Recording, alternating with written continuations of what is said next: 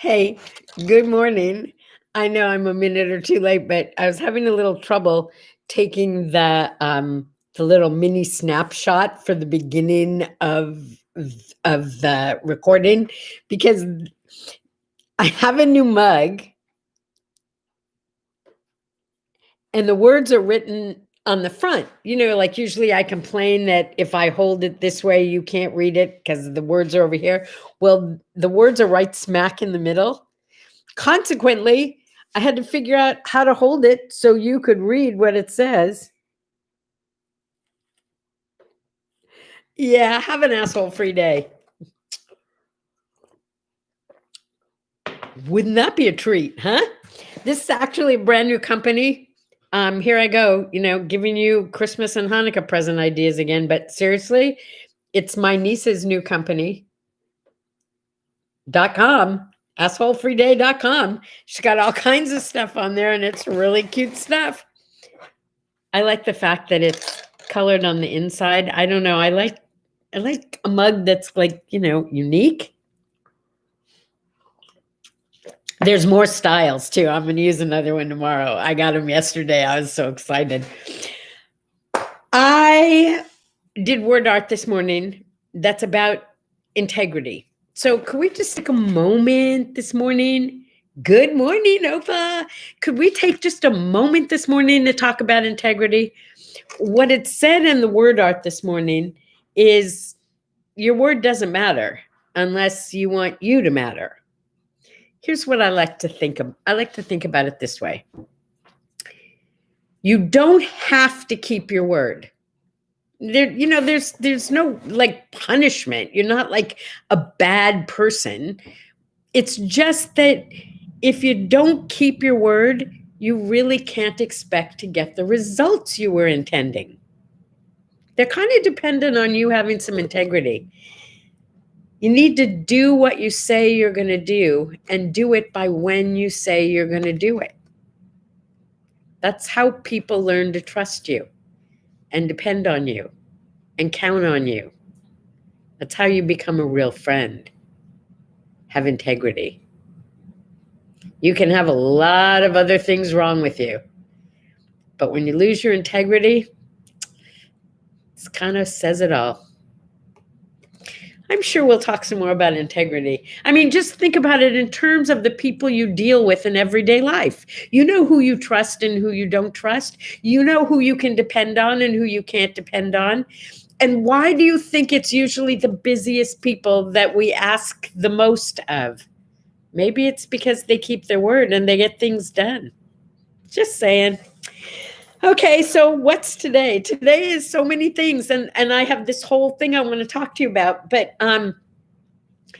today is the anniversary of the death of Mozart, Amadeus Wolfgang Mozart. He died at age 35, and by 35, he'd already created like 600 pieces of music. Touted as the most amazing musician of our time, started like when he was 4 or 5 years old. Here's my little known fact.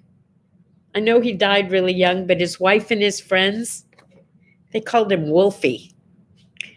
Happy death day, Wolfie. You made a big difference on this planet, and you live on through the memories that you leave behind. And in his case, also through the music that he left behind.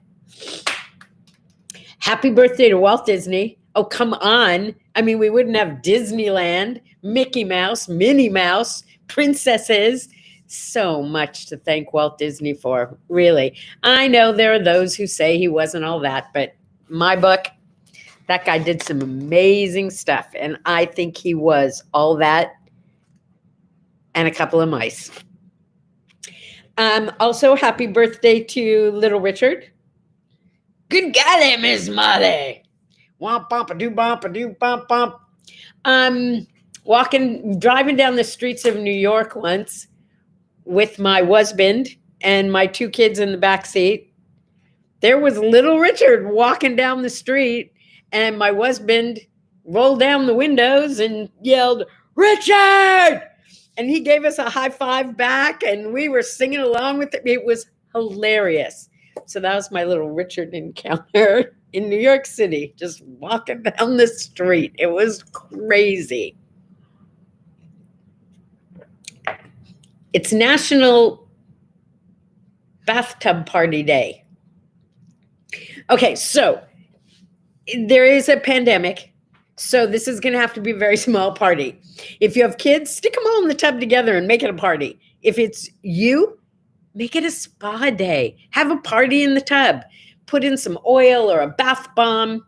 Ooh, my friend Kat, if you're watching, she makes great bath bombs. She sent me some. I just love to luxuriate. Listen, soaking in the tub is great for your body. We have a hot tub out there. We're in it quite a bit. Just love that hot tub. Good for your skin and good for your mood. Yeah. It's also International Ninja Day. First ninjas appeared around 600 that we have like sightings. I don't know. It'd be easy to dress up like a ninja, wouldn't it? I mean, come on. Isn't that like the ultimate mask? Now you're a ninja. Yeah. Okay. I think we could have like, there's something here with ninjas and pandemics. I don't know, but I think they got the word long before we did. Nobody complained about ninjas wearing masks, did they? And certainly the ninjas never complained, and it didn't hurt their power any. It's also Skywarn Recognition Day. So I saw that, and at first I thought, well, maybe it's a foreign word and it's some foreign country's event. No, it's a day that we say thank you and recognize the volunteers who like use their ham radios or whatever, or their telephones to call in warnings and weather to the National Weather Service. Pam, you're never too late because you can listen to the end later. Pam just joined us.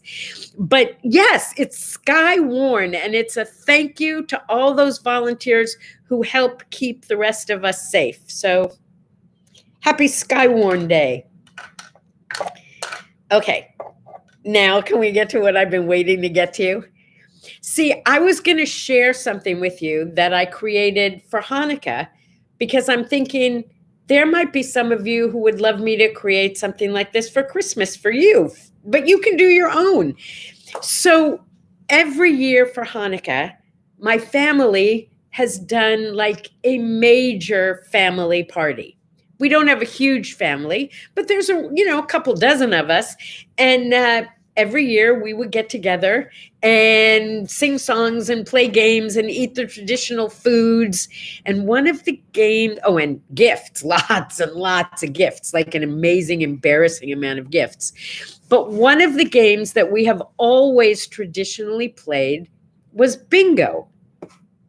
My parents used to buy the most amazing gifts for bingo. I mean, like, it was crazy. If you won bingo, you'd get to go over. It was like being on a TV game show. You'd get to go over to the prize section of the living room and choose your prize.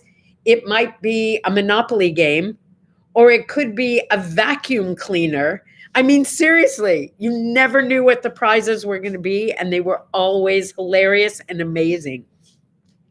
So I'm thinking to myself, we need to have a Zoom party because obviously we can't get together this year. What are we going to do that's going to keep everybody feeling like it's still the holiday? So here's what I came up with. Each family is going to be responsible for some part of the event. Someone can teach how to make the traditional potato pancakes. Someone can tell the story of the holiday. Someone can lead the songs. Someone can do bingo. That's going to be me. So here's what I did. And I'm sharing this with you because you can do your own. I first printed out a sheet that looks just like a blank bingo sheet. Then I decorated it. And I put in a bunch of free spaces so that the game wasn't like so long and we could play a whole lot, so we could have a whole lot of winners. Now, the question is, do you fill them in with numbers? Well, you could. But I decided, no. I drew up a whole sheet of different little memes for the holiday. These are all things that have to do with Hanukkah. So what I'm doing, now this is where you gotta listen, I'm sending via email or text or message or whatever, I'm sending both of these sheets out to everyone in the family. When they get them, they're to print out enough blank sheets for everybody in the family, right? And then enough copies of this for each person in the family. Then each of the kids, and this is actually kind of an awesome little project in itself, cuts apart all these squares and glues them onto the bingo card in whatever arrangement they want. And the cards won't all be the same anyway, even if they just did them like this, because there's more memes than there are places for memes. So they have to pick their favorites and glue them on. And then I will take this sheet, a copy of this sheet, cut it up, mix them up, and pull out one at a time like bingo numbers. And I'd say flame, and they have to find the flame. So we play bingo. And then my idea is to have like a couple dozen just plain envelopes that are numbered with different denominations of money inside each one. Might be a quarter, might be $1, might be $20. And the winner of each round gets to call out the number of the envelope they want. They win whatever's in the envelope. It might be a prize. And I mail it to them. Ta-da, bingo. So my idea was to share this with you, right? And I think I might have to do a Christmas version of it. But what I discovered that made me so excited this morning, thank you, Ope, it is creative. What I discovered this morning is that December, get ready folks, drum roll, is National Bingo Month. How cool is that? I'm right in line with what should be going on for December. Can we talk about bingo? Because I thought this was phenomenally interesting. Bingo started in the 1500s in Italy. It was called blah, blah, blah, blah, some kind of lotto. Then the next 2 centuries later, in the 1700s, it went to France. And then it wasn't until the 1800s that it went to Germany, and they turned it into an educational game. And it wasn't until 1929 that it came to America, and it was called Beano, B-E-A-N-O. Beano was started, modernized, not invented or anything, but modernized by a guy named Edwin Lowe, who was a salesman in New York. And he thought this was a really cool game, except what he did was he hired a mathematician named Karl Loeffler. He hired Karl Loeffler, a mathematician, to come up with some formula where he came up with thousands of different mathematical combinations of the numbers for the cards. And thus bingo was born. And the name bingo happened because Loeffler,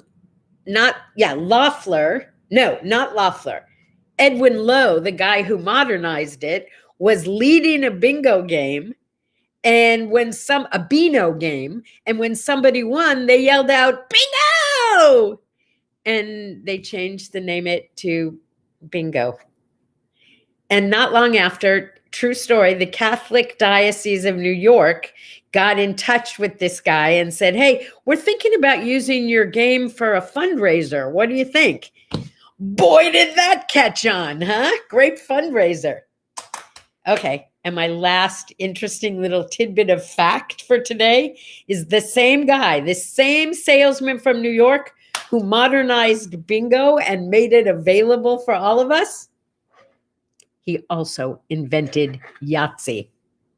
How about that? So that's it for today. But my wish for you is have an asshole-free day. Yeah, baby. See you tomorrow. Happy Saturday. Bye-bye.